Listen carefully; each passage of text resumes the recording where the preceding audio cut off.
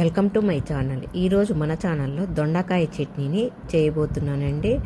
చాలా బాగా ఉంటుంది. దానికి కావలసిన పదార్థాలు దొండకాయలు, వెల్లుల్లిపాయలు, తెల్ల వెల్లుల్లిపాయలండి, పచ్చిశనగపప్పు, జీలకర్ర, మినప్పప్పు,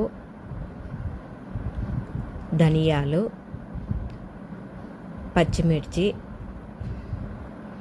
తీసుకోవాలండి. వీటిని మొత్తము మనము నూనెలో వేయించుకోవాలండి. ఒక కడాయి పెట్టుకొని అందులో 2-3 టేబుల్ స్పూన్ల నూనెని వేసుకోవాలి. ఇలా కడాయి వేడెక్కిన తర్వాత నూనెని వేసుకొని, నూనె వేడెక్కిన తర్వాత మనము జీలకర్ర, 1 టీ స్పూన్ జీలకర్ర, 1 టేబుల్ స్పూన్ అంత ధనియాలు, 1 టీ స్పూన్ అంత పచ్చిశనగపప్పు, 1 స్పూన్ అంత మినప్పప్పుని తీసుకొని దోరగా వేయించుకోవాలండి. ఈ పప్పుల్ని గోల్డెన్ బ్రౌన్ కలర్ వచ్చేంత వరకు మనము బాగా వేయించుకోవాలి. ఇవి చిన్న సెగ మీదనే వేయించుకోవాలండి, ఎందుకంటే మాడిపోకోకుండా దోరగా వేయించుకోవాలి. ఇవి కొంచెం వేగిన తర్వాత పచ్చిమిర్చిని కూడా వేసి వేయించుకోవాలి. ఇలా పప్పులన్నిటినీ బ్రౌన్ కలర్ వచ్చేంత వరకు వేయించుకొని, పచ్చిమిర్చిని కూడా వేయించుకొని ఒక మిక్సీ జార్లో చల్లారిన తర్వాత వేసుకోవాలండి. ఇలా మిక్సీ జార్లో వేసుకున్న తర్వాత మనము అడే కడాయిలోనే దొండకాయల్ని ఇలా సన్న ముక్కలుగా వేసుకొని నూనెలో వేయించుకోవాలండి.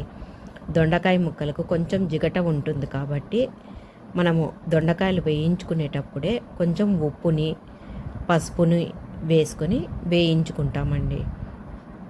ఇలా వేయించుకోవడం వల్ల దొండకాయలలో మంచి ఫ్లేవర్ అనేది వస్తుందండి. ఇవి కూడా గోల్డెన్ బ్రౌన్ కలర్ వచ్చేంత వరకు వేయించుకోవాలండి దొండకాయల్ని. ఇలా ఉప్పు, పసుపు వేసుకోవడం వల్ల అందులో ఉన్న జిగట అనేది ఉండదండి. చట్నీ చాలా టేస్టీగా ఉంటుందండి. ఇలా కలుపుతూ అప్పుడప్పుడు వేయించుకుంటే దొండకాయలు మాడిపోకుండా బాగా బ్రౌన్ కలర్ వచ్చేంత వరకు వేగుతాయండి. ఇలా వేయించుకుంటూ ఉండాలి దొండకాయ ముక్కల్ని.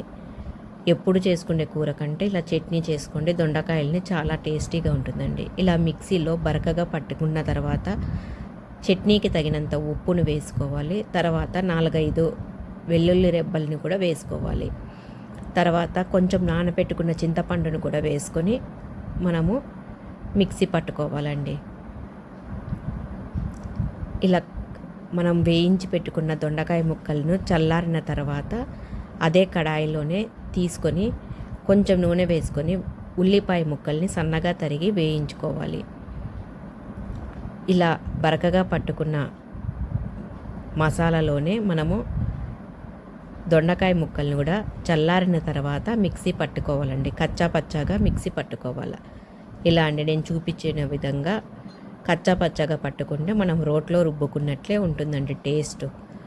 చట్నీ కూడా చాలా బాగా ఉంటుంది. తర్వాత ఉల్లిపాయ ముక్కల్ని వేయించుకున్న తర్వాత ఈ చట్నీలో వేసుకొని మనం ఒక్క రౌండ్ తిప్పుకోవాలండి. ఇలా కలుపుకున్న తర్వాత మనము చూడండి, ఉల్లిపాయ ముక్కలు కూడా ఈ చట్నీలో బాగా కనిపిస్తూ ఉన్నాయి. ఇది అన్నం లేక కానీ చపాతీ లేక కానీ చాలా టేస్టీగా ఉంటుందండి.